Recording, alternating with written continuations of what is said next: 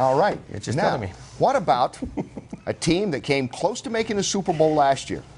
What do they do to get better? Maybe they go the MMA route. I don't know. Ron Kruk has more on the Jets in his corner. Guys, as you know, NFL training camp is in full swing with grueling two-a-day practices and high hopes for the season ahead. The New York Jets made several bold offseason moves and are expected to make a serious run at the Super Bowl. We got a rare chance to go inside one of their practices, and you may ask, what do football and MMA have to do with each other? Turns out a lot more than you may think.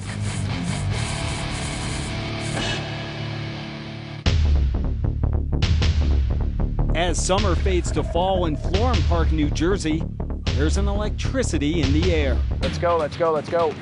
After a long 6-month hibernation, football season has returned. Gone are the days of solely hitting sleds and running pass routes during practice. In search for the ultimate competitive edge, the New York Jets are thinking outside the box and inside the cage. The program is made up of a number of different martial arts, many that people are familiar with, from wrestling and boxing and judo and jiu-jitsu, but some that people aren't as familiar with, like Kali or Eskrima, or even techniques of Jeet Kune Do. Martin Rooney has trained some of the top fighters in the business. Every off-season, Rooney's biggest client is the Jets, who hire him and his assistants to teach MMA on the field.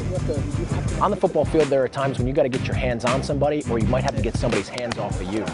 Mixed martial arts has a number of different techniques that utilize that, developing balance, coordination, cohesion, and aggression.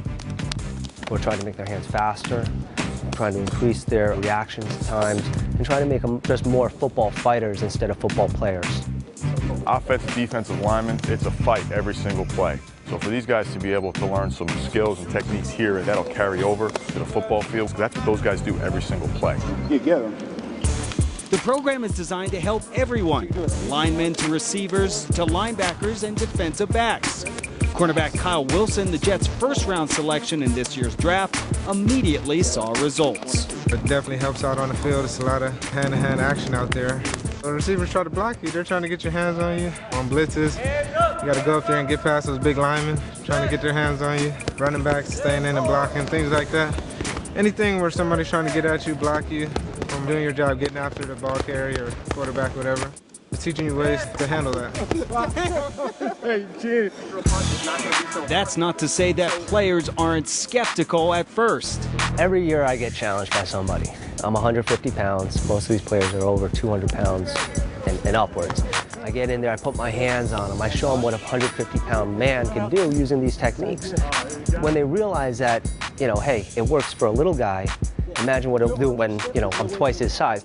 It's not like, okay, we're going to go learn to punch today. It's not like that. It's, here's a hand combat, here's a movement that you can do, and here's how you can use it on the field.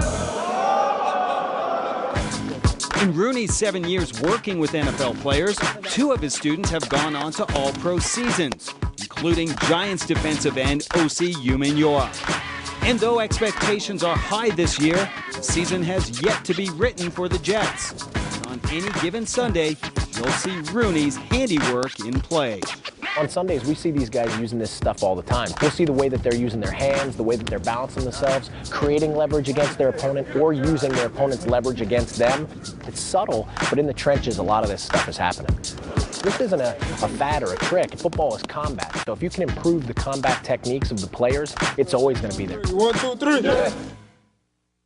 Guys, we'll get a chance to see these tactics in action on September 13th when the Jets open their season at home against the Baltimore Ravens on Monday Night Football. Back to you. All right, thanks, Ron. If Rivas doesn't come back, all those secondary guys, they're going to be hitting everything, aren't they? They better learn that. You've worked some with the Niners. We know Guy Mesner's worked with the Falcons, or rather with the Cowboys. Frank Triggs worked with the Falcons. What happened?